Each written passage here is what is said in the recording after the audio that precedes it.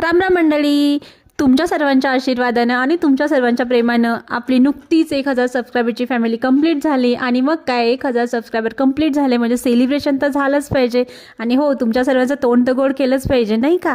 मग त्यासाठी काय म्हटलं, काहीतरी गोडाचं बनवूया. पण म्हटलं खीर, गुलाबजाम, बासुंदी सगळेच बनवतात, आपण काहीतरी वेगळं बनवूया. मग काय मी बनवले मस्त अस्सल गावरान रताळ्यांच्या घाऱ्या. त्यासाठी मी आपली जी रताळं होती ती मस्त अशी शिजवून घेतली. शिजवलेली रताळं मस्त किसून घेतली. त्याच्यातच ॲड केला सेंद्रिय गूळ आणि वेलची पूड. आणि त्याच्यामध्ये मग मावेल तेवढं गव्हाचं पीठ टाकून मस्त असं पीठ मळून घेतलं आणि 3 ते 4 तास भिजत ठेवलं.